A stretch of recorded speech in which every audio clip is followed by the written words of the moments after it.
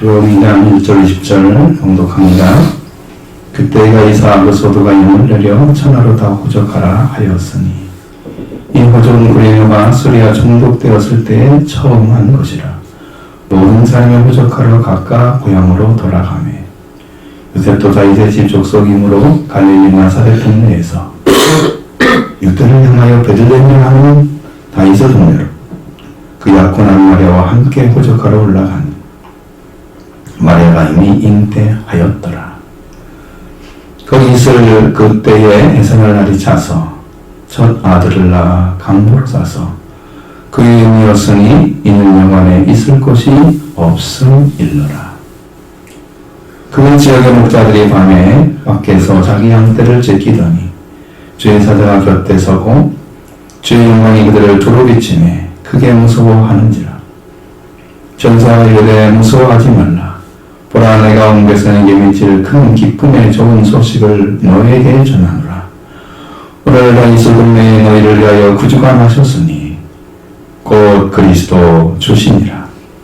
내가 강보에 쌓여 그에 누워있는 아기를 보이니 이것이 너희의 표적이니라 하더니 호련히 수많은 천군이 그 천사들과 함께 하나님을 찬송하여 이르되 지극히 높은 곳에서는 하나님께 영광이요 땅에서는 하나님이 기뻐하시는 사람들 중에 평화로다 하니라.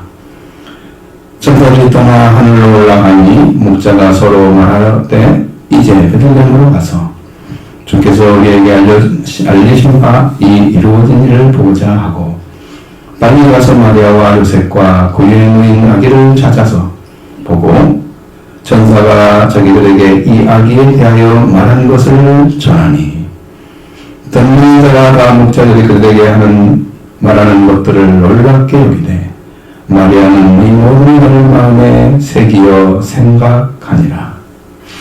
목자들이 자기들에게 이르던 바와 같이 듣고 본 그 모든 것으로 인하여 하나님께 영광을 돌리고 찬송하며 돌아가니라. 아멘. 많은 사람들이 혼란스러운 것이 뭐냐면 역사적인 예수와 실제 지금도 역사하시는 예수의 차이를 잘 모른다는 거죠. 예수님은 역사적으로 오신 분이다. 이것은 이해를 해요. 근데 지금도 오신다는 것을 이해를 못하는 거예요. 그러니까 오실 예수를 믿고 있는 거지 지금도. 지금 오셔서 성령으로 잉태하시는 역사를 행하시고 계신 그분을 잘 모른다는 거예요. 사실은 많은 사람들이 예수님이 영으로 오셨다는 사실을 믿지를 않습니다. 성령 받는다는 말은 해요. 그죠? 그 성령이 예수 이름이라는 사실을 모르는 거죠. 성령은 아버지의 영, 아들의 영, 예수의 영, 그리스도의 영 다 되잖아요. 하나님의 영 다 되죠. 그러니까 그분 예수의 영인데 그걸 모른다는 거예요. 역사적인 예수만 보고 있는 거죠. 역사 가운데 들어오신 이유가 뭐예요? 우리를 찾아온 이유가 우리가 하나님의 영광 가운데 구원의 길을 찾기를 원해서 또 구원을 우리에게 주시기 위해서 그분이 들어오신 거예요. 역사 안에. 그 역사 안에 오신 주님을 만났을 때 여러분과 제가 진짜 구원을 받았구나 하는 사실을 영으로 알게 되는 거죠. 그럼 이 땅에 오신 주님이 여러분 안에 오셨다고 하면 여러분도 구원의 은총 속에 있는 것입니다. 그 복을 누리기 원합니다. 하나님께서 인간이 되셔서 이성이 들어오셔서 시간과 공간의 지하를 받으시는 인간이 되셨지만 그래도 그 하나님이십니다. 그리스도이시고 주님이십니다. 우리가 예수님이 그리스도인 것을 믿으면 예수 그리스도를 믿는 것입니다. 우리가 그리스도 예수님이라는 사실을 믿으면 그리스도 예수를 믿는 것입니다. 우리가 이 세상에 속한 자들인데 이 역사적인 사건을 대하는 우리가 그분이 우리를 죄와 사망에서 구원하셔 보내심을 받은 그 분인가를 개인적으로 만나서 확증을 받아야 알 수가 있는 거예요. 그래서 예수를 주라 시인하는 자는 성령으로 시인한다. 예수님이 주인 것을 이제 인간의 지식으로 할 수가 없다는 거죠. 아무리 성경을 배워도 알 수 없습니다. 성령이 가르쳐주면 압니다. 그 고백은 계시의 믿음이 고백인 거죠. 변함없는 믿음을 갖게 되는 것입니다. 이것이 필요합니다. 오늘 우리는 역사적으로 들어오신 예수님이 언제 어떻게 또 무엇을 통해서 오셨는지 천사를 통해 그 증언하시는 말씀을 성경은 계속 증언해주고 있습니다. 그리고 실제로 천사의 증언을 듣고 찬양을 들었던 목자들이 찾아간 아기 예수님에 대한 확신, 그 가운데 얼마나 큰 기쁨이 있었는지 돌아가면서 찬양을 하고 갔습니다. 그들 예수를 믿는 그 장만은 하나님 말을 아는데 모르는지 모르지 않아요? 그러나 가장 천하게 됐던 그 사람들이 메시아를 만나고 기쁨으로 찬양하며 돌아갔다. 예수를 만나면 누구든지 기쁨과 찬양을 올릴 수가 있습니다. 오늘 여러분 그것이 필요한 거죠. 예수를 만나기를 원합니다. 우리는 역사 사건에 들어오신 예수 하나님을 어떤 분을 믿으려고 믿으라고 증언하는지를 들으시고 그 증언과 함께 믿음으로 구원을 받으시는 여러분이 되시기를 바랍니다. 먼저 1절 2절 말씀 봅니다. 그때에 가이사 아구스도가 영을 내려 전하로 나오적하라 하셨으니 이 오적은 구레나바 소리가 총독되었을 때에 처음 한 것이라. 아멘. 가이사라는 말은 카이사르라는 말을 씁니다. 카이사르. 그래서 고유명사죠. 이것은 황제는 헬라어로는 세바스토스입니다. 황제. 그러니까 황제 이름이 아닌 거예요. 카이사르가 황제가 아닌 거예요.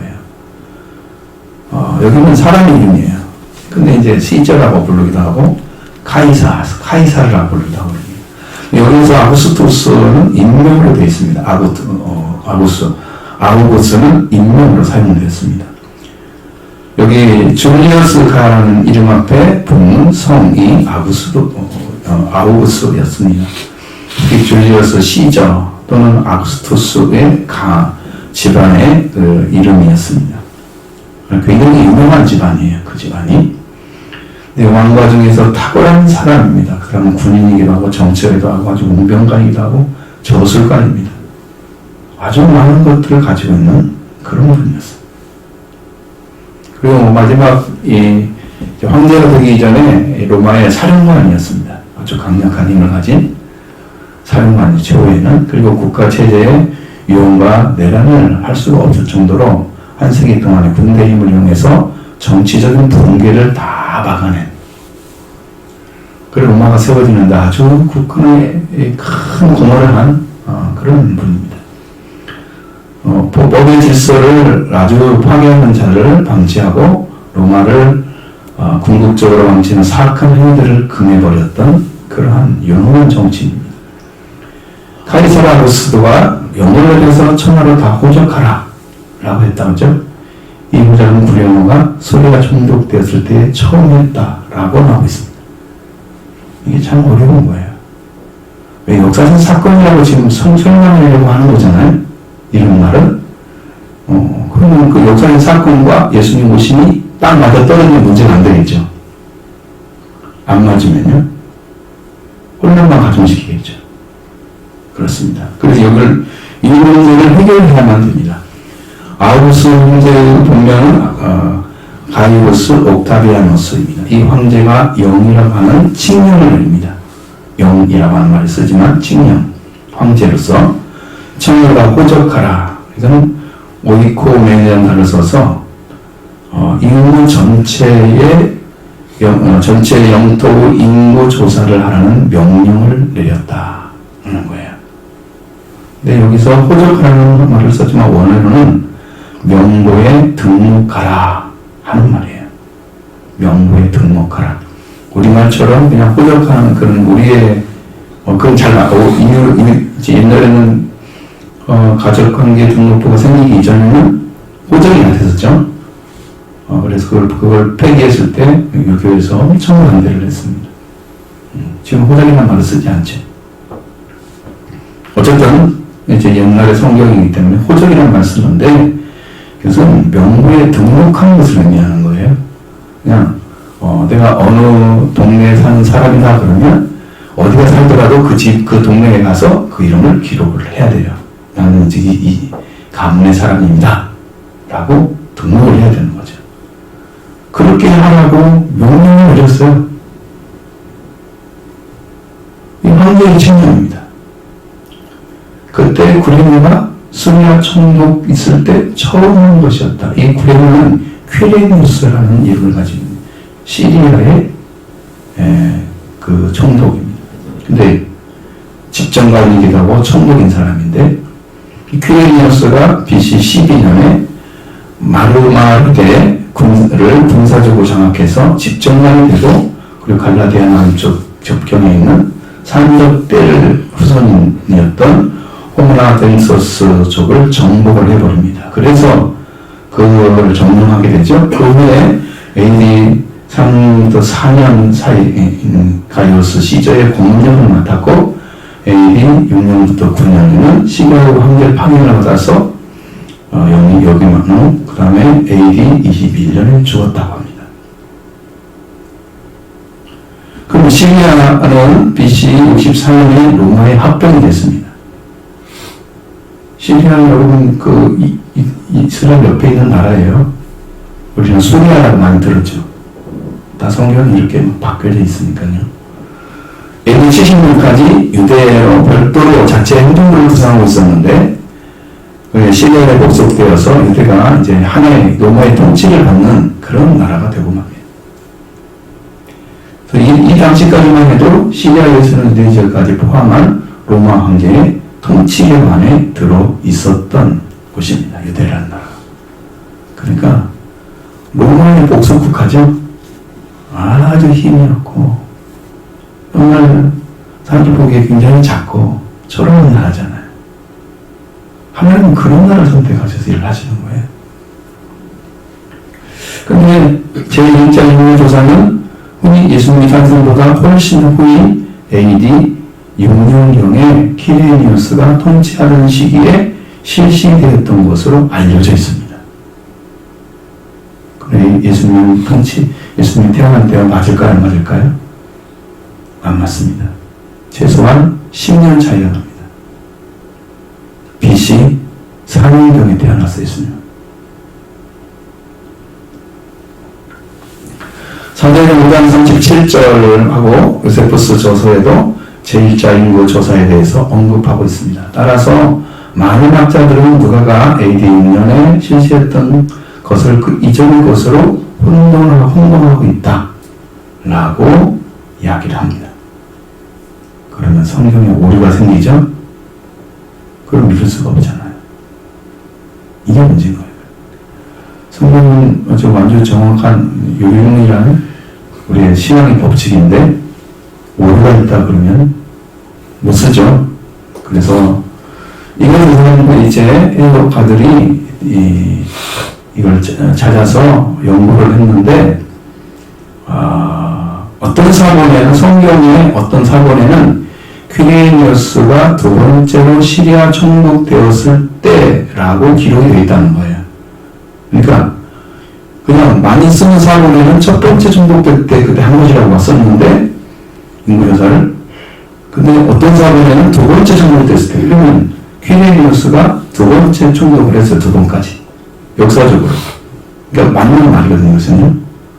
이렇게 해석을 하면 되는데, 이걸 첫 번째 한 걸로 이렇게 되버리면 날짜가 안 맞죠. 그래서 이거 문제가 심각하다. 예수님이 태어날 때와 당시와 그의 몇 년이 지난 후에 곧 두 차례에 걸쳐서 시리아 총독 직위에 있었다는 장탄서를 제공해 주는데, 이것을 믿지 않은 사람들이, 그러니까 지금 이대로 우리가 번역을 했죠? 이대로 쓰고 있는 거죠. 근데 이 문제를 아주 잘 해결한 학자 중에 첫 번째라는 단어를 어떻게 해석했느냐? 프로테라는 단어입니다. 프로테. 첫 번째 거의 대부분의 경우에는 첫 번째 라고 번역을 해야 됩니다. 근데 이 단어는 그 의미보다 이전의라는 의미와 이무라는 단어를 가진 그런 뜻으로 사용할 수 있다는 거죠. 그 이전에 했다는 말은 요셉이나 총독되었던 그 퀴레니우스가 있을 때 그 이전에 했다고 하면 비시상을 했는 게 맞죠? 그러면 예수님이 그때 태어난 게 맞아요. 그러니까 우리가 영 단어나 이런 것도 어쩌다가 다른 단어를 써서 이렇게 그 의미를 표현할 때가 있잖아요. 그럴 때 있거든요. 영어도 그렇고 한국어도 그렇고. 근데 그 말을 거기다가 똑같이 사용하면 첫 번째란 말로 사용하면 이걸 해결이 안 되는 거죠. 이전이라는 말을 쓰면 맞아요. 그래서 이 여기를 들려온 퀴레니우스가 두 번째 정복되었을 때 이전에 한 것이다. 이렇게 이해하면 아주 좋을 것이다라는 거죠. 이렇게 생각하시면 좋을 것 같습니다. 그래서 본 사람이 명부에 등록하려고 각각 고향으로 돌아가고 요셉도 다윗의 집 족속이기 때문에 베들레헴으로 가게 되었습니다. 3절로 4절 말씀 보십니다. 모든 사람이 호적하러 각각 고향으로 돌아가매 요셉도 다윗의 집 족속이므로 갈릴리 나사렛 동네에서 유대를 향하여 베들레헴이라 하는 동네로 그 약혼한 마리아와 함께 호적하러 올라가니 마리아가 이미 잉태하였더라. 아멘. 자, 모든 사람이 명부에 등록하러 고향으로 돌아갑니다. 그럼 요셉도 다윗의 집 족속이기 때문에 갈릴리 나사렛 동네에서 유대를 향하여 베들레헴이라 하는 다윗의 집 동네로 가게 되는데 약혼한 마리아와 함께 갑니다. 명부 등록하러. 마리아는 이미 임신되고 있었다. 이렇게 말씀하고 있습니다. 그럼 마리아가 엘리사벳을 방문할 때 엘리사벳은 임신한 지 6달이었죠. 그 집에서 석 달 동안 있다 갔죠. 집으로 돌아가서 7달이 더 지나서 이 시점이 왔어요. 명부 등록하라는 카이사르의 명령이 떨어진 거죠. 칙령이. 임신하고 있었다는 분명히 그 사실과 해산할 날이 채워졌다는 사실. 자, 이렇게 아이를 낳을 때가 다 되어서 어떻게 그 칙령이 내려서 명부를 등록하라. 이건 진짜 조세리가 한 거예요. 세금 얻으려고. 했는지 이게 날짜와 이것이 다 계산돼야 되나요? 어떻게 이게 계산이 됐을까요? 하나님이 그 날짜 하나하나를 정확하게 계수하고 있었던 거예요. 황제로 명령하는 날짜도 계산이 된 거죠. 그러니까 하나님이 하신 거죠. 대부분 사람들이 자기가 한 것처럼 보이지만 하나님의 섭리에서 하는 일들이 많다는 걸 이해하셔야 됩니다. 하나님 그렇게 일하십니다. 명부에 등록을 하는 시점과 마리아 임신에서 해산이 되는 그 시점이 딱 맞아야 하잖아요. 거기를 들어가서 그 아이가 나왔잖아요. 왜? 베들레헴에서 나야 되기 때문에. 그 아이는 반드시 베들레헴에서 나야 돼. 다른 데는 성명이 안 이루어져. 그러면 그분이 그분이라는 사실을 우리가 믿을 수가 없는 거죠. 하나님은 그렇게 하지 않으실 것입니다. 그리고 베들레헴에 가서 태어나도록 예언한 말씀이 이루어지기 위해서 베들레헴에 가서 해산하는 날까지 다 맞아야 되는 것입니다. 이러한 성령가 놀랍도록 정확해서 그 말씀을 이루시면서 구약의 예언이 참으며 그 말씀을 이루시는 분도 참된 분이시고 그 말씀을 이루고 보내심을 받은 자로 참된 말씀에 순종하는 자였다. 이거 증거해주고 있습니다. 성령이 놀랍도록 정확하게 일을 이루시는 예언을 이루시는 하나님의 섭리를 보게 되는 것입니다. 요셉도 다윗의 가문이기 때문에 갈릴리 나사렛 동네에서 유대를 향하여 베들레헴이라고 부르는 다윗의 동네로 가서 그에게 약혼한 마리아와 함께 명부에 등록하러 올라가니 임신하였다 라고 기록되어 있습니다. 임신하였다는 말은 현재 분사를 쓰고 있습니다. 지금 현재 임신 상태인 것을 말하고 있습니다. 이렇게 마리아와 함께 요셉이 베들레헴으로 올라가게 되는 이유가 구약에 이미 약속하신 말씀, 꼭 베들레헴에 해야 되는 말씀이 있습니다. 그 말씀은 미가서 5장 2절.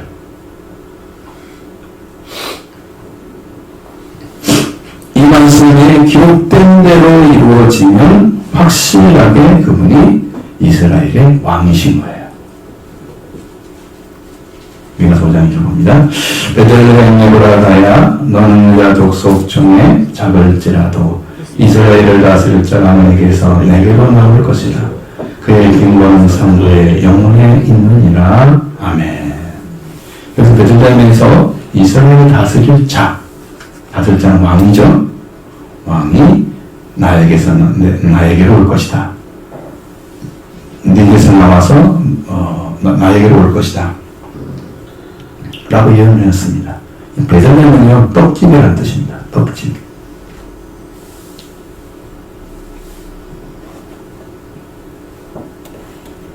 자, 예루살렘에서 서남쪽으로 5마일 정도 떨어져 있는 유대 산지 마을입니다. 그럼 에브라사는 뭐냐면 에브라시라는 단어인데 베들레헴의 옛날 이름입니다. 경화를 쓴 거죠. 경화를 쓴 것입니다. 나엘이 이곳에 장사되었다고 기록되어 있습니다. 에브라세.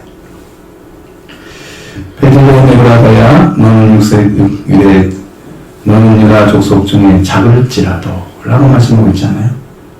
이 족속이라는 단어를 번역하면 엘프스라는 것은 기수로 천을 가리키는 단어입니다. 여러분 이건요 전혀 이해할 수 없어요. 천이라는 말이 어떻게 작은 의미가 돼요? 그래서 이게 왜 이렇게 바뀌었냐면 원래 이게 수사인데 정치적인 강국의 지도권이나 군사상의 지도권을 분할하는 가장 크고 기본적인 단위로 천을 썼습니다. 이것으로부터 단위가 차츰 가족 단위라는 말로 쓰여지고 시족, 심지어는 작은 단위라 스몰원이라는 말로 바뀌어졌어요. 그래서 유다 족속 중에 작다라는 말로 쓰여진 거예요. 여기가. 그렇지만 이스라엘 다스릴 자가 네게서 내게로 나올 것이다. 라고 말씀하셨습니다. 이스라엘 다스릴 자가 너에게서 나에게로 나올 것이라 말씀하신 것은 베들레헴에서 이스라엘 자가 태어나고 그가 나에게로 또 하나님에게로 나올 것이다. 거기서 태어나서 나와야 된다는 거예요. 반드시 그렇게 예언되어 있습니다. 그의 기원은 상고의 영혼에 있는 분이었다 라고 기록합니다. 이스라엘을 다스릴 자의 기원은 상고의 영혼에 있다고 하셨죠. 근데 여기는 이렇게 되어 있어요. 원래 원어에는 그의 기원은 영원한 날에 고대에 있느니라. 단어가 바뀌었어요. 두 개가. 상고란 말 썼죠? 단어가 바뀌었습니다. 자, 예수 그리스도는 정말 언제 계셔서 언제 이 땅에 오실 때만 나타났을 뿐이지 그 전에 하나님 영광의 나라에는 이미 그리스도가 계셨다는 거죠. 창세 전에 이미 우리를 택하시고 구원의 길도 이미 준비해 놓으셨다고 기록하고 있습니다. 그러니까 여러분 그 그리스도가 이미 계셨던 거예요. 보이지 않게 우리는 창조 이전에. 이것을 여러분이 믿으셔야 하나님의 섭리를 믿습니다. 그러면 구원이 이루어집니다. 하나님의 예비하신 것을 여러분이 신령하게 받아들일 때 하나님이 여러분을 인도해 줄 거예요. 그게 믿음의 시작이에요. 말씀을 받으셔야 됩니다. 자, 우리는 이것을 영원하다라고 표현합니다. 시작과 끝이 되시는 분이죠. 여러분 시작과 끝이 된다는 말은 무슨 뜻이에요? 시작과 끝이 없다는 얘기입니다. 시작과 끝이 되신다고 했죠? 처음과 나중이 된다고 했죠? 이것은 시작과 끝이 없는 분이기 때문에 시작도 없고 끝이 없는 거예요. 그런데 시작과 끝이 되신다고 그랬어요. 표현할 수 있는 표현의 마지막 말이에요. 그게. 하나님은 언제 계셔서 언제 안 계시는지 없어요. 날짜가 영원히 계시기 때문에. 자, 이분이 인생에 인간의 모습으로 들어오는데 구약의 예언대로 태어나시고 구약의 율법을 다 이루시고 그리고 성경을 완성하셨습니다. 완성한 성경이 신약인 거예요. 구약의 말씀이 예언한 것들을 이루어져 신약의 말씀으로 주신 거예요. 그럼 이번 말씀을 여러분이 읽지 않고 믿을 수가 있습니까? 잘 읽으셔야죠. 열심히 읽으셔야 됩니다. 이번에 제가 올려놓은 거 잘 다운 받으셨어요? 잘 모르시겠죠? 제가 이제 시간 되면 알려드릴게요. 방법이 있어요. 다 하실 수 있는 방법이 있으니까. 그래서 1년이 동안에 여러분 자신이 달라질 거예요. 생각이. 나도 성경을 읽는구나. 이렇게. 성경문서에서 이 예언이 우주에서 다 이루어졌습니다. 누가복음 16장 17절에 뭐라고 말씀하시냐 그러면 율법의 활약이 떨어짐보다 천지가 없어짐이 쉬우리라. 그러니까 성경에 기록된 말씀은 100% 이루어져요. 이 땅에 없어지기 전에 다 이루어져요. 하나님은 거짓이 없으신 분이십니다. 그리고 그것은 있을 때에 첫 아들을 낳았다고 말씀하고 있습니다. 6절로 7절의 말씀 보십니다. 거기 있을 그때에 해산할 날이 차서 첫 아들을 낳아 강으로 싸서 그 위에 미었으니 이는 여관에 있을 곳이 없음이 일러라. 아멘. 거기에 있을 그때에 해산할 날이 차서 차게 되어 먼저 난 아들을 강보에 먼저 난 아들을 낳아 이제 언어가 이렇게 좀 겹쳐져서 있어요. 구유 안에 눕혔으니 왜냐하면 숙박 장소에 거주하는 곳이 없었기 때문이었다 라고 말씀하고 있습니다. 마리아는 베들레헴에 있을 때에 해산할 날이 차게 돼서 먼저 난 아들, 그 모든 아들보다 먼저 난 아들을 표현하고 있는 성경이 그 아들을 첫 아들이라고 말하는데 먼저 난 아들을 강보에 싸서 그 위에 눕혔습니다. 왜냐하면 숙박장소에 거주하는 곳이 없었기 때문입니다. 여러분 보시는 여관이라는 단어는 토고스라는 단어를 쓰는데 장소나 곳을 의미합니다. 이 단어는 주변 공간으로부터 구별되는 어떤 부분의 공간을 의미하는 단어예요. 그러니까 여관이 있다 그러면 그 여관 밖에 여부의 공간, 쓸 수 있는 공간을 얘기하는 거예요. 근데 그것이 없었다. 그런 얘기예요. 그러면 숙박하는 곳은 우리가 말하는 것처럼 성경의 것처럼 딱 한 군데가 없었죠. 여관이라고 하면 숙박 장소가 있었습니다. 그 공간 외에는 아무 공간도 없었다 하는 거예요. 예수님이 그 숙박장소에 다른 사람들이 고단함을 높이는 쉬고 잠을 청하고 있는 바로 그곳에 메시아가 오셨는데 그를 눕혀서 있을 곳이 없었다는 거죠.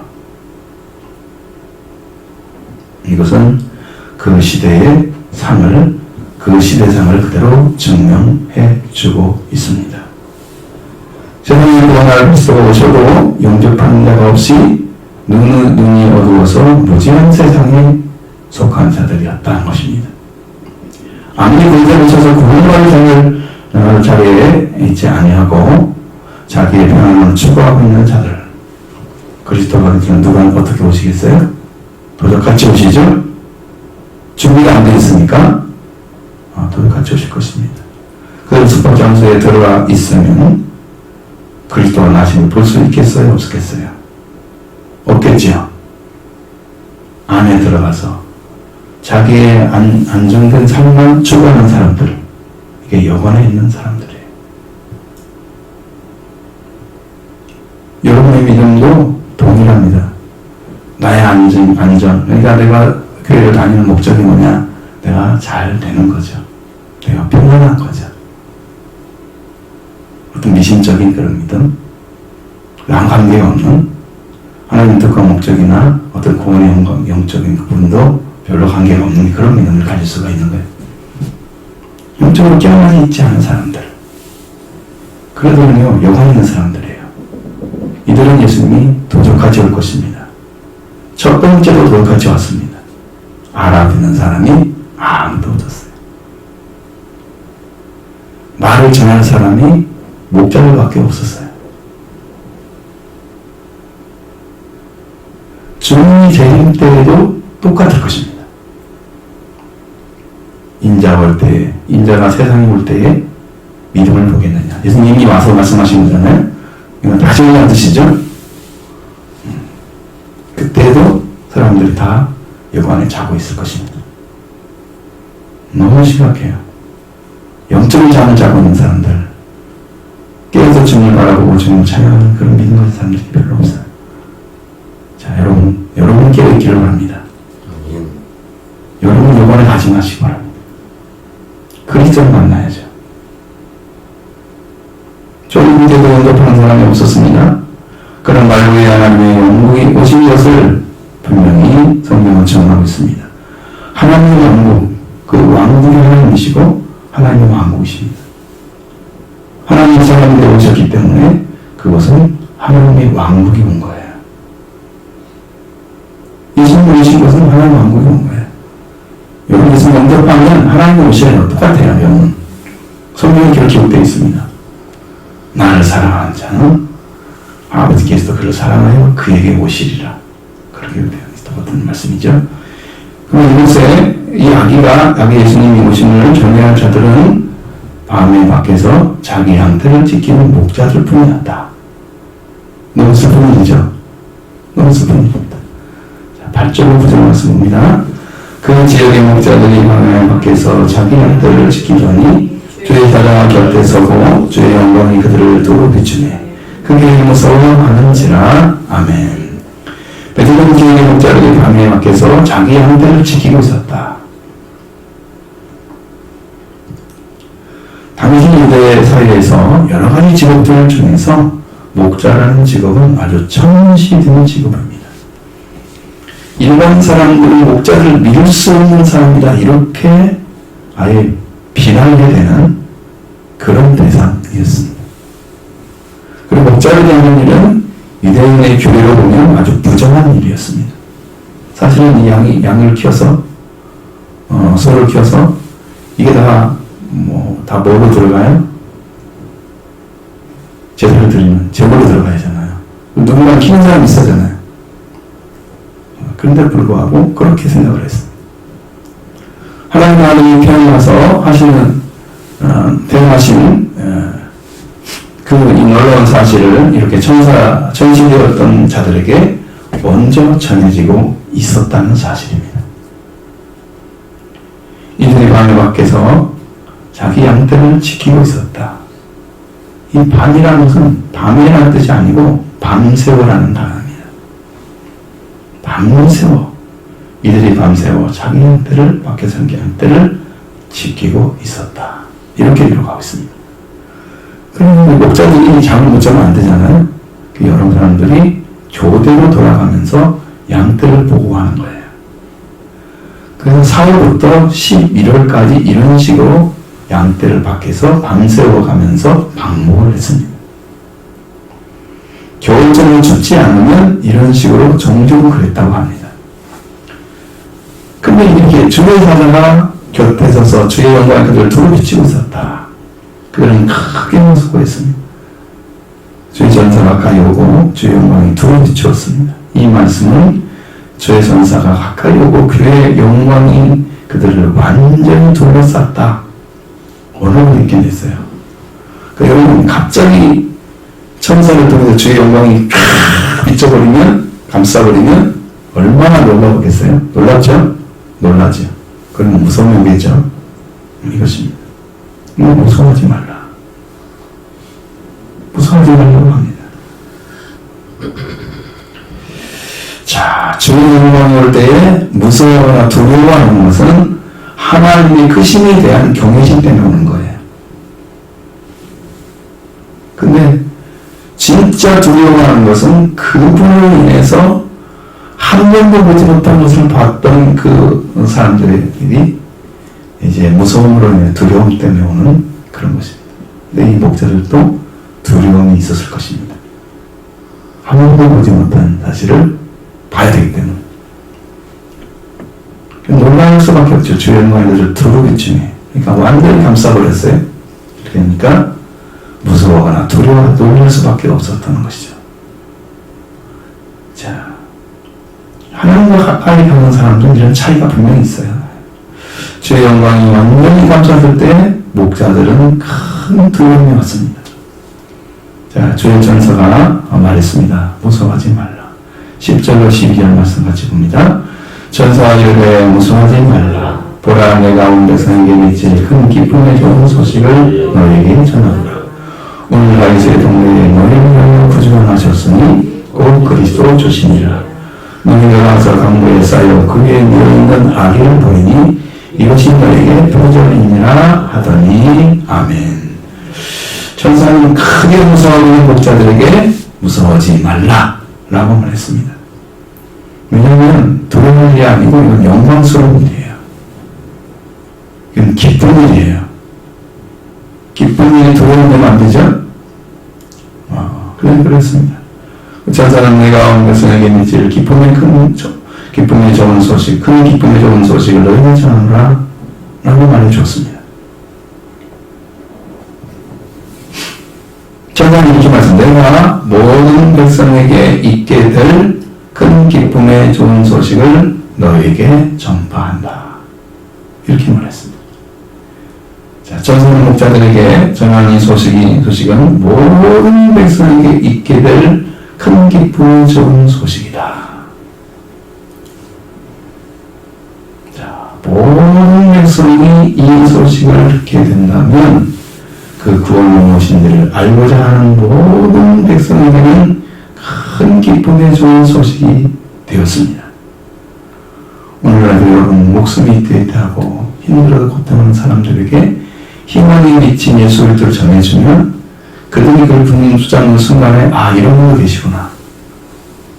이렇게 나를 갖게 계신 분도 계시구나. 이 사실을 할 때 엄청 희망을 하죠. 그러니까 많은 사람이 예수님에 대해서 기쁨이 되지 않는 말로만 메리 크리스마스 인사하고 하나님 경배하죠. 그리스도를 경배하는 일을 하지 않으면서 그렇게 하는 이유가 뭐예요? 그러면 가난함이 없기 때문이에요. 마구간에 오시는 주님을 보지 못하기 때문이에요. 마구간에 임하신 하나님 나라가 없기 때문이에요. 자기자신을 몰라요. 내가 마구 같은 심령인데 마구간 같은 심령인데 나한테 오신다는 거예요. 그분이. 응? 더러고 저거 냄새나는 보잘것없는 정말 말이만 있어야 딱 맞는 손만 있어야 맞는 그런 자잖아요. 뭔가 그 크신 하나님의 아들이 내 안에 오셔서 내가 아들이 되게 하는 이 축복을 내 심령에 받아들일 준비가 안 되어 있는 거예요. 그 크신 분이 오시는데도 준비가 안 돼요. 이 기쁜 소식이 여러분의 기쁜 소식이 되는 이유가 여러분이 그걸 고대했을 때도 오는 거죠. 근데 왜 고대한지를 모르는데 그때 고대하겠습니까? 알았습니다. 수없이 예수님에 대해서 얘기 들었는데 여러분 마음속에 그런 고대함이 생기나요? 별로 안 생기죠? 말씀 그렇게 많이 들었는데 그죠? 왜 그런 일이 벌어질까요? 여러분 기도해야 됩니다. 기도하지 않고 신앙생활하는 사람들 때문에 말씀이 낭비되는 거예요. 말씀을 들었는데 아무 일도 안 일어나. 이건 큰 문제죠? 문제입니다.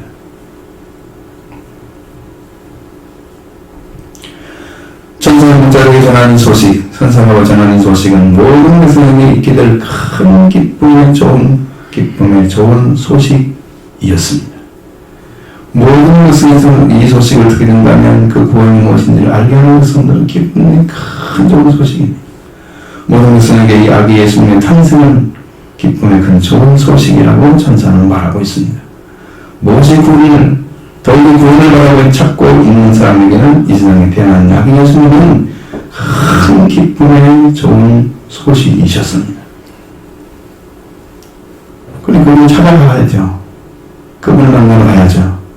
그분이 베들레헴에 태어났잖아요. 그럼 그 약속 이루어진 데로 가야 되죠. 거기 다 달려가야 됩니다. 오늘 이 아기 예수님은 큰 기쁨의 좋은 소식입니다. 그를 믿는 자는 구원이 이루어지고 그는 무자단장이 심판이 되는 분이기 때문에 그는 구원과 심판을 동시에 가져다 줍니다.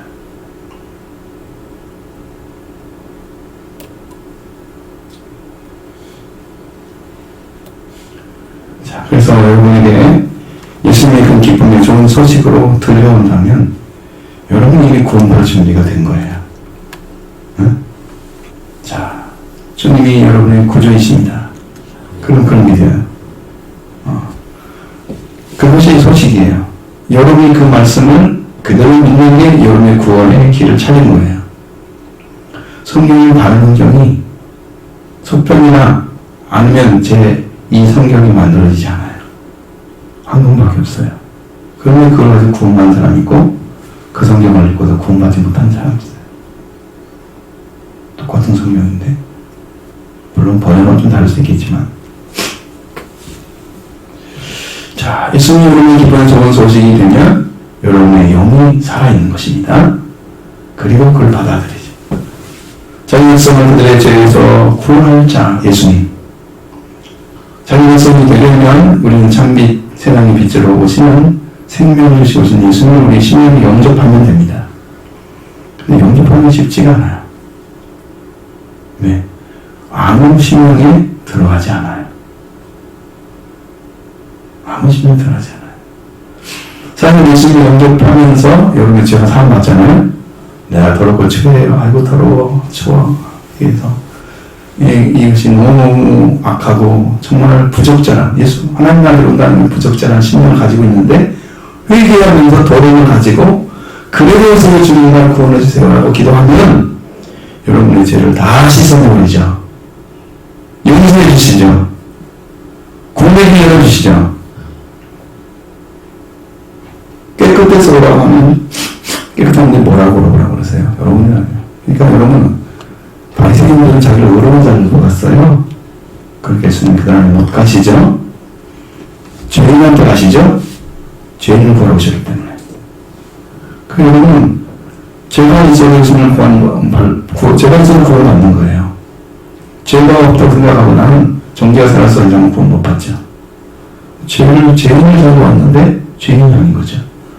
여러분 죄인으로 여러분 마음이 깊이 인식한다면 구원의 은총을 주님이 주실 것입니다. 이 죄가 깊이 인식이 안 되면 여러분 구원의 주를 찾지 않을 것입니다. 그럼 구원이 주로 오셨는데 구원의 주가 여러분의 큰 기쁨이 되지 못하는 이유입니다. 자, 오늘 예수 그리스도를 영접하는 시민이 되기를 원합니다. 예수님은 내 안에 죄사함을 주시는 은혜를 베풀도록 예수님을 영접하는 것입니다. 그가 우리의 죄를 위해서 해방하시고 세방시켜주시고 우리를 영원히 살게 하시기 위해서 오신 예수 그리스도를 영접하는 자, 바로 그가 구원을 받은 자입니다. 그 사람에게는 예수님은 기쁨의 좋은 소식입니다. 할렐루야. 저가 오늘 다윗의 동네에 너희를 위하여 구주가 나섰으니 곧 그리스도 주님이라고 선포하고 있습니다. 온 목성에게 있어질 큰 기쁨의 좋은 소식, 그가 오신 것입니다. 우리를 위해서 오셨습니다. 우리를 위해서 영접하는 자를 위해서 오신 거죠. 영접해서 구원을 얻기는 자를 다들 위해서 오신 거예요. 예수님 피를 흘릴 때 모든 사람을 위해 흘리는 피다 이렇게 말하지 않고 많은 사람을 위해 흘리는 피다라고 얘기했습니다. 모든 사람을 위해서 흘리는 피면 모든 사람이 구원을 받는 거죠. 근데 많은 사람을 위해 흘리는 피는 거기 들어오지 못한 자들은 구원받지 못한다는 의미죠. 여러분이 피를 흘려서도 구원이 이루어지기 위해서 그분을 찾는 사람은 구원이 이루어질 것이고 그분의 은혜를 구하는 사람은 구원받지 못할 것입니다. 이게 여러분의 숙제인 거예요. 여러분 찾으시기 바랍니다. 예수님 만나시기 바랍니다. 거기에 의한 다른 구원이 여러분에게 외쳐진 일이 없습니다.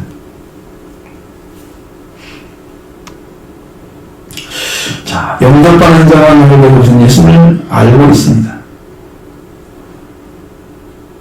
그러니까 많은 분들이 잘 이해하지 못하는 것인 것입니다. 하나님께서 우리에게 생명을 다시 살려주셔야만 사는 것을 알게 되는 거죠. 근데 예수님께서 예수님을 보내셨어요. 그래서 막상 죽어서 있는 우리들이 이 세상에 필요한 것만 구하고 있는 어리석은 자가 되는 거예요.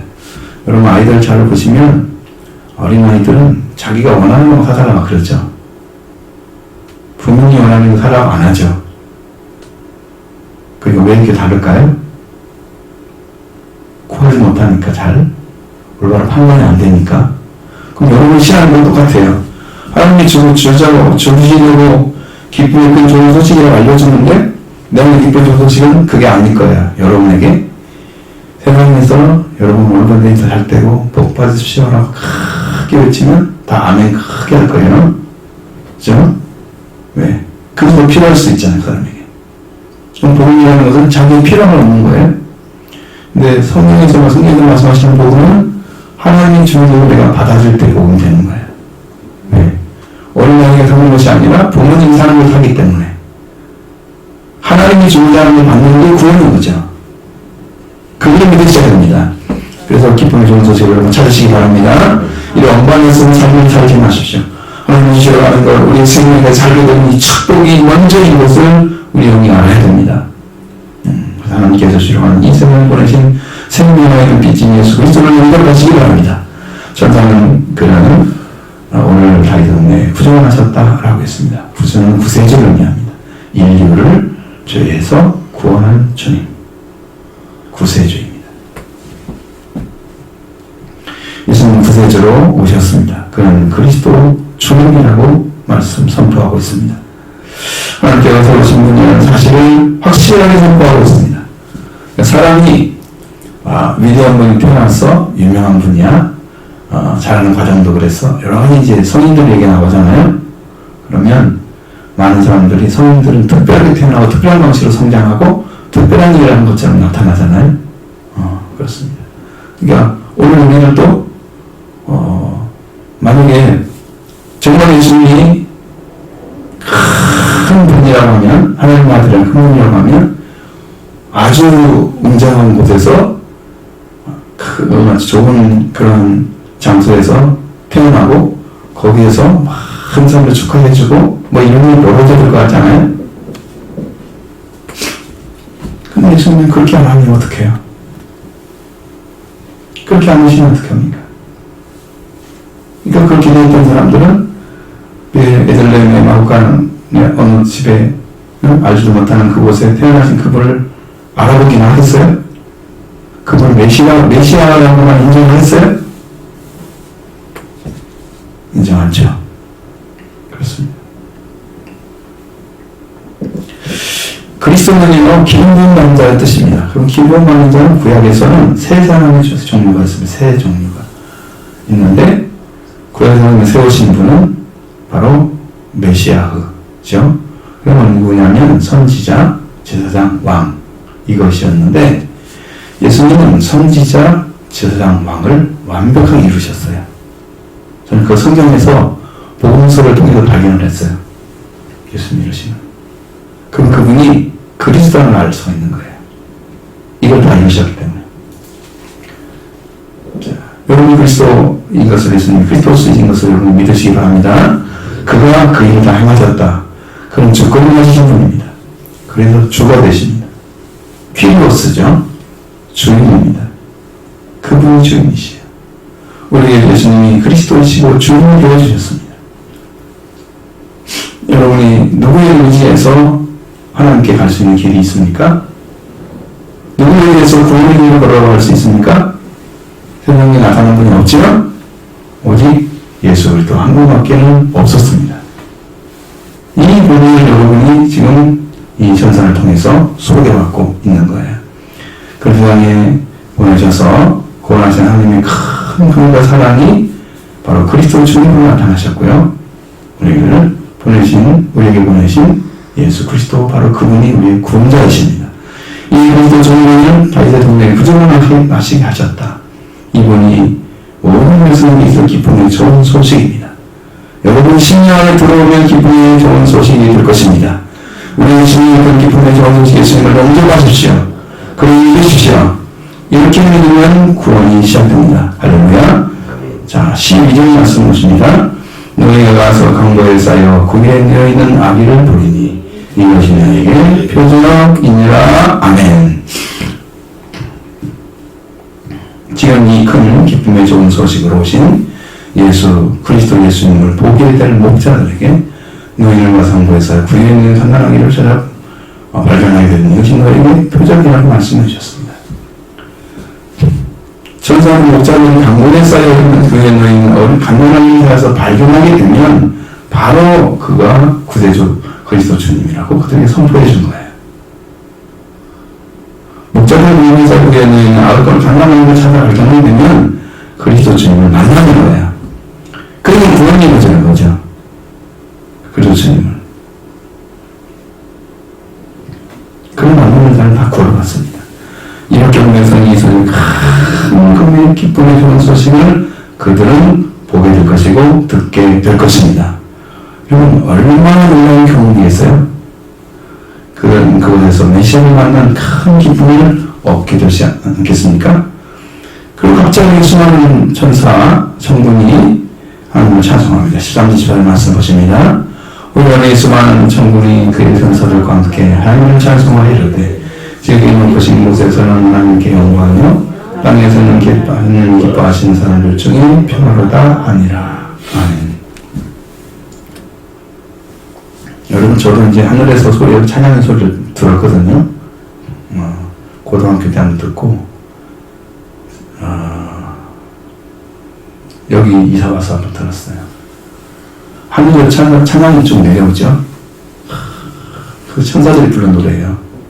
그 기쁜 소식이 들려오더라고요. 근데 여러분이 하신 그때 당시에는 이제 그 순간에 갑자기 찬양이 들려오는 거예요.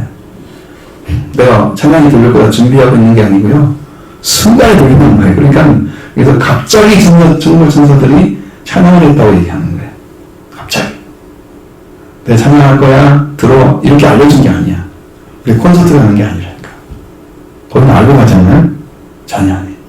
갑자기 많은 하나님의 부모와 천사와 함께 하나님을 찬양하여 가기를 가장 높은 곳에 하나님께 영광, 땅에 바다를 들인 사람들 가운데 평화, 이렇게 되어 있었습니다.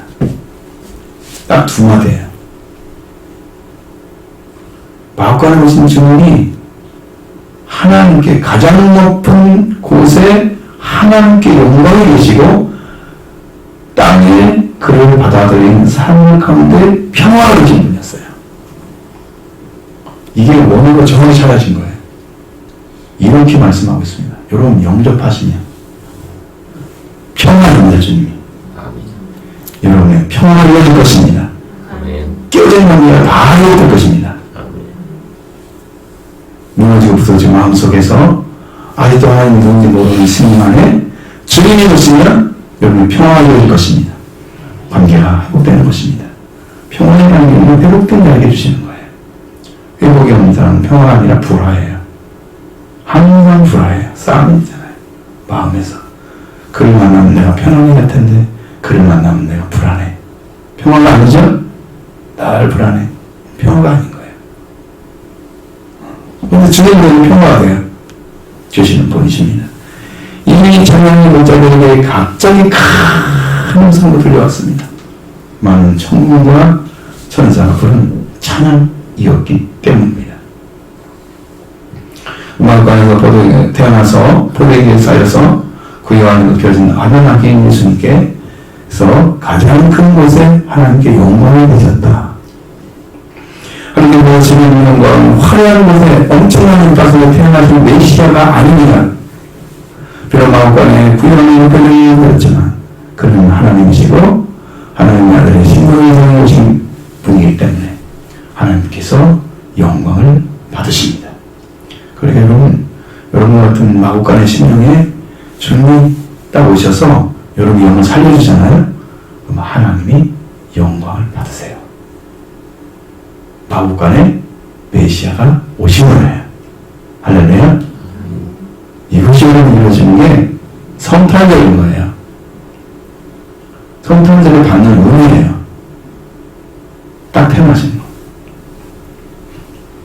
비록 마음에 고요가 묶여있는 거지만 그가 하나님이시고 하나님 아들의 신분으로 이 세상에 오신 때문에 하나님께서 영광을 받으셨습니다. 그 누구에 의해서 영광이 결정되는 것이 아닙니다. 자, 어디에서 태어나느냐 따라서 영광이 되시는 분이 아닙니다. 그가 어디에 있든지 간에 천하인 자 안에 오셔서 메시아가 오셔서 우리 안에 들어오시는 그분이 하나님께 영광이 되십니다. 여러분, 신령하게 오신 그분이 영광이신 거예요. 하나님께 큰 기쁨인 거예요. 우리가 회개하고 하나님 아들이 되는 자에 의해서 하나님께서 큰 영광을 받으신 줄로 믿습니다. 하늘에서 큰 기쁨인 거예요. 그리고 놀랍도록 그 영광을 받아들인 자들 가운데 평화가 되어주십니다. 깨어진 관계가 불화잖아요.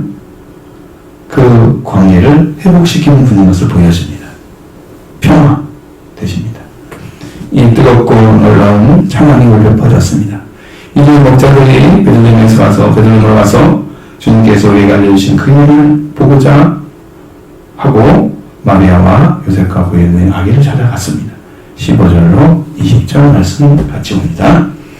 천사들이 떠나 하늘로 올라가니 목자가 서로 말하되 이제 예루살렘으로 가서 주께서 우리에게 알리신 바 이 이루어진 일을 보자 하고 빨리 가서 마리아와 요셉과 그의 는 아기를 찾아서 보고 천사가 저들에게 이 아기에 대하여 말하는 것을 전하니 듣는 자가 목자들이 그들에게 말하는 것들을 놀랍게 여기되 마리아는 모든 말을 마음에 새기어 생각하니라. 목자들이 자기들에게 이르신 바와 같이 보고 본 그 모든 것들을 인하여 하나님께 영광을 돌리고 찬송으로 돌아가니라. 아멘. 자, 이 말씀 드렸어요. 천사들이 떠나서 하늘 안으로 들어가니. 여러분, 하늘로 올라가니 이렇게 되어 있잖아요. 하늘 안으로 들어가는 거예요. 안으로 들어가고요. 목자들이 서로 행하여 말하기를 그러면 베들레헴까지 가서 멀리 가서 주께서 우리에게 알리신 바에 이것이 일어나는 일을 본다. 보자 이렇게 하지 않고 본다. 그렇게 말을 했어요. 자, 우리 지금 그거 한다. 이런 말이에요. 응? 우리 그거 하는 거야. 지금 이렇게 지금 대화를 하고 있는 거예요. 자, 자기들이 장난하게 돼서 어떤 사건에 대해서 하나님 알리고 듣고 있는 사람들의 목자를 대해서 아주 놀랍게 여겼다. 마리아는 모든 일을 마음에 간직하고 깊이 생각하였다. 목자들은 자신들을 향하여 말한 것과 같이 듣고 본 모든 것들을 대하여 하나님을 영화롭게 하고 찬양하며 돌아갔다. 이렇게 기록하고 있습니다. 이 놀라운 목자중 모두 경험했던 것, 그런 사실을 다시 확실하게 천사가 말해줬던 표시를 확인하러 간 거예요. 사인이죠? 사인. 그래서 표적이라고 씁니다. 표시라고 쓰기도 하고 표적이라고 쓰기도 하고.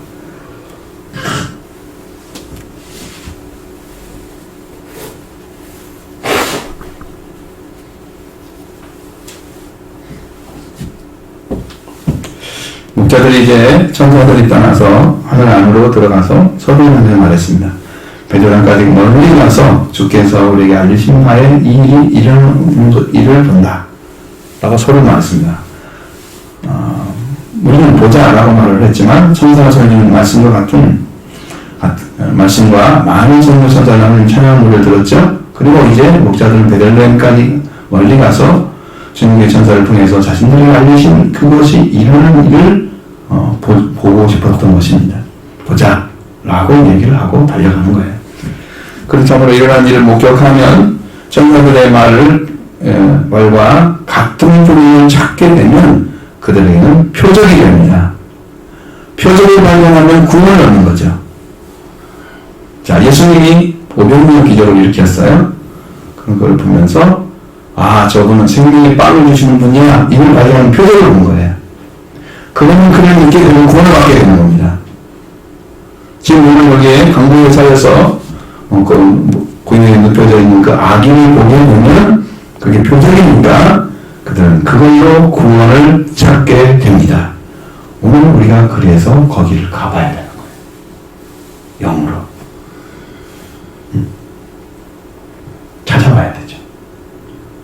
만나기 원하잖아요. 그 예수님. 참으로 그리스도 주님을 만나는 것입니다. 그 천사가 목자가 가져왔던 그 말씀 안에 다 들어있습니다. 오늘가 온 백성에게 있게 될 큰 기쁨의 좋은 소식을 너희에게 전하노라. 내가 모든 백성에게 있게 될 큰 기쁨의 좋은 소식을 전파한다. 오늘 다윗의 동네에 너희를 구주가 하셨으니 곧 그리스도 주시다. 너희가 산보에 쌓여 구원에 있는 아기를 찾아 발견하리니 이것이 너에게 표적이다. 라고 말씀하셨습니다. 자, 그러면서 베들레헴에 와서 보라는 천사의 말은 없었어요. 베들레헴은 단어가 없어요, 여기는. 다윗의 동네에 너희를 위하여 구주가 하셨으니 그리스도 주님이시다. 이렇게 말씀하셨잖아요. 다윗의 동네에 나왔어요. 근데 그리스도 주님이 구주가 나왔는데 다윗의 동네에 나왔다 그러는데 그게 베들레헴을 어떻게 알아요? 목자들이. 그냥 찾아가는 거예요. 놀랍잖아요. 이미 알고 있었던 거예요. 목자들은. 너희를 구주가 하셨으니 라고 말씀하시는 그 네 말을 들었습니다. 그분에게 다윗의 동네라고 말해줬죠. 그분이 올라가셨다고 말씀하고 있습니다. 그러니까 여러분 다윗의 동네에 태어나신 그님은 지금 어디 계십니까? 베들레헴에 계셨던 거죠. 그 베들레헴에 계신 주님을 만나러 우리도 떠나갈 것입니다. 그가 태어나신 그때를 찾아가야 되는 거죠. 시간과 장소를 다 가르쳐 줬잖아요. 어딘가를. 그럼 지금 왔으면 지금 가야죠. 만나러 가는 겁니다. 우리 그분이 왔으면 그를 만나러 가야 합니다. 태어나게 될 때 만나야 됩니다. 여러분 성령님은 기회가 있을 때, 여러분이 돌아오고 싶을 때가 아니라 너희 가까이 있을 때 그걸 부르라고 그러잖아요. 여러분이 구원하신 시간이 있는 거예요. 자, 여러분 기도를 할 때 이렇게 되죠. 기도를 처음 하다가 좀 하는데 점점 기도하게 되잖아요. 그러면 아주 가까이 계신 주님을 알게 됩니다.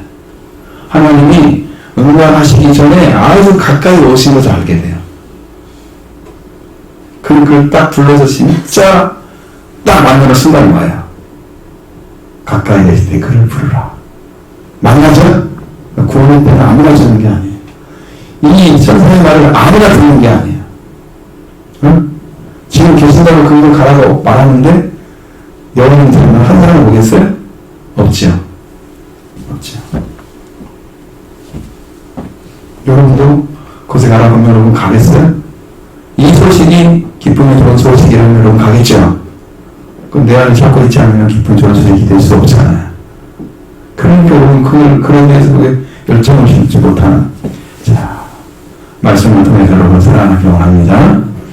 발견하고 보게 되면 믿음이 100배나 더 커지는 거예요. 100문이 불여일견이잖아요. 한 번 보면 알아요. 100번 듣는 것보다. 그러니까 말씀을 귀로만 듣는 여러분 구원이 안 이루어져요. 눈으로 봐야 이루어져요. 눈으로 봐야. 내가 주의 말씀을 귀로만 듣더니 눈으로 봅니다. 요배의 고백이었어요. 그 고백이 나와야 구원이 이루어지는 거예요. 여러분 말씀이 10년 안에서 찾아지기로 합니다. 이날 발견되어야 여러분이 그게 본 거예요. 응? 나머지는 다 듣는 거예요. 그냥 그렇구나 이렇게. 백문불여일견입니다. 한 번 보는 것이 완벽합니다. 여러분도 저 살아가서 만나기를 원합니다. 목자님 성령 오신 예수 그리스도 주님을 직접 볼 수 있는 큰 은혜를 입게 됩니다. 누구도 이를 직접 목격할 수 있겠습니까? 오늘은요 성령으로 오신 그리스도 주님을 봅니다. 그 주님을 여러분은 만나게 될 것입니다. 이 말을 목자들은 서울로 가서 마리아와 구리 안에 눕혀져 있는 갓난아기를 보고 저들에게 이 갓난아기에 대하여 말했던 사건에 관하여 알렸습니다. 이 말을 듣고 있는 사람들이 목자들에 의해서 말했던 것들에 대해 놀랍게 여겼다. 이게 원어대로 좀 해석하는 건 거의 원어에 가까운 것 같아요. 훨씬 정확하죠? 목자님 놀라운 사건이 일어난 것에 대해서 천사에게 말씀을 듣고 또 그 사건이 일어나는 것을 직접 목격하고 그들이 천사에 들었던 말씀을 요셉과 마리아와 거기서 있던 사람들에게 전해주었습니다. 그 말씀을 듣는 사람들이 깜짝 놀랐다고 그러잖아요. 놀랐던 거죠. 그러나 마리아가 마음이 간직하여 깊이 생각했다. 왜 그랬을까요? 그럴 것입니다. 그는 자신을 통해 태어난 메시아에 대해서 이미 들었죠? 가브리엘 천사는 이미 들었죠? 들었습니다. 그러니까 그는 이 말이 보통 말이 아니야. 아, 하나님은 이렇게 보시는구나. 사실에 대해서 마리아의 신앙을 다르게 깊이 영접하게 된 거예요. 아, 하나님이 이렇게 일을 하시는구나. 예수님이 태어나기 전에 가브리엘 천사를 통해서 레마를 들었던 마리아. 이제 가나안에 태어났을 때 목자들이 전해준 말씀을 듣고 그 일어난 일을 그걸 들려주었을 때 그녀의 생각은 남다르게 깊이 간직하고 생각을 했을 것입니다. 천사는 가브리엘이 전해준 레마가 이렇게 이루어졌구나 하는 사실을 더 깊이 생각했을 것입니다. 온갖 속에서 천하가 위시한 한 가지를 위해서 도리어 천천히 위험에 노출될 수도 있는 그녀였지만 하나님께서 주신 은혜를 기억하면서 자신을 보면서 목자들이 들렸던 말을 깊이 간직하고 생각했을 것입니다. 이 모든 것은 하나님께서로부터 온 레마를 통해서 지키는 자에게 성취되고 있었던 것을 여기서 보여주고 있습니다. 누가 가장 기뻤겠어요? 목자들도 기뻤겠죠. 근데 마리아가 제일 기뻤을 것입니다. 제가 말씀하신 대로 이렇게 이러는데 이것이 이렇게 또 증거를 통해서 선물을 통해 또 들려오잖아요. 목자들이 가져 들려온 소식이 듣잖아요. 얼마나 임신 것처럼 더 기쁘겠어요. 이게 사실이구나. 이게 사실이구나. 물론 아이를 임신한 것 자체도 기적인데 사실이구나 라는 것을 깊이 생각했을 것입니다. 이 목자들은 천사가 자신이 말했던 것과 같이 듣고 보니 모든 것을 하나님께 영화롭게 하고 찬양하는 돌아갔다. 하나님을 영화롭게 하고 찬양하는 목자들. 이것은요, 거기에 찬양하고 그냥 갔다는 뜻이 아니고 가면서 계속 찬양을 했다는 뜻이에요. 얼마나 기뻤으면. 하나님 찬양. 뭐 노래가 없어도 괜찮아. 그러면은 뭐 찬양의 노래를 정확히 안다고 해서 찬양 기쁜 게 아니야. 그 하나님 생각은 너무나 기뻐서 이렇게 말씀하고 또 말씀하고 또 하나님께 보여주면 또 감사하고 막 거기서 계속 나오지. 찬양이 확실한 것을 봤기 때문에, 표정을 봤기 때문에 그 기쁨이 너무 지속으로 부어진 거예요. 그래서 찬양이 나와요. 찬양은 아무리 주는 게 아니에요. 영혼이 부어질 때 찬양이 옵니다. 신령한 노래. 그렇죠? 찬양입니다. 우리는 신앙도 내가 받은 말씀과 그 말씀이 이루어질 때 그 말씀과 똑같은 것을 경험하게 될 것입니다. 영적인 위치가 생기죠. 영적인 권세가 오죠. 영적인 신분이 주어집니다. 그러면 은혜를 입은 우리를 다시 하나님께서 그 영광에 앉히신다고 성경에 기록되어 있습니다. 뭐 저는 이미 영이 올라갔으니까 이제 저는 모르겠어요. 하나님 앞으로 어떻게 하실지.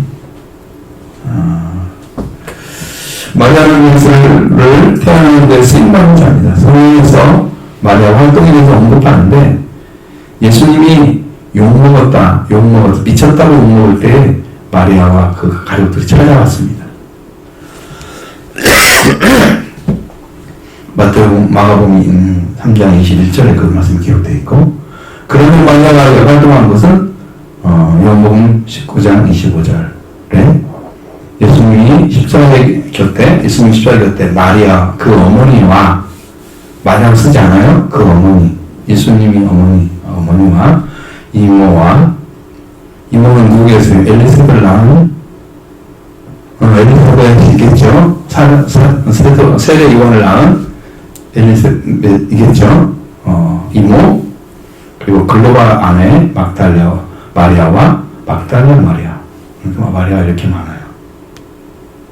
마리아가 많으니까 그냥 지역을, 이 사람은 여기 중에 셋은 여자 셋을 소개하는데 넷을 썼는데 3명이 마리아잖아요. 아주 그냥 아주 편한 이름이 나온 마리아. 그때 예수님 십자가에 섰던 여인 중에 한 사람이 바로 마리아였습니다. 활동력이 별로 안 나와 성경에. 사도행전 14절에 얘네들과 예수의 어머니 마리아와 아우의 예수의 아우들과 더불어 마음을 같이하여 오로지 기도에 힘쓰더라 기록했을 때 마리아는 오순절에 참여했던 오순절 무리에 참여했던 분으로 나오고 있습니다. 결국은 그는 성령 충만을 받는 그 곳에까지 도달을 했어요. 아들을 통해서 받고. 영광스러운 거죠. 영광스러운 것입니다. 성령이 처음 받는 그 현장에 마리아가 있었다는 거죠. 그 자신을 통해서 표현하신 것은 그리스도였고 마리아는 이 그리스도를 믿고 결국은 성령의 충만을 받은 것입니다. 물론이죠. 이렇게 들어갔어요. 마리아는 세상에 필요한 그리스도를 땅에 보내는 통로가 되어 줬습니다. 그리고 여건을 받게 하는 일에 쓰임받는 여인이었습니다. 자, 이 정사가 전해지고 또 실제로 말씀대로 이루어진 것을 베들레헴에서 그것을 보고 감격했습니다. 이 놀라운 일을 우리에게 동일하게 우리로 역사하고 있습니다. 여러분 오늘 함께 우리가 베들레헴에 가봅시다. 그래서 이 영광스러운 주님을 만나고 여러분의 심령으로 회복되는 축복을 받기를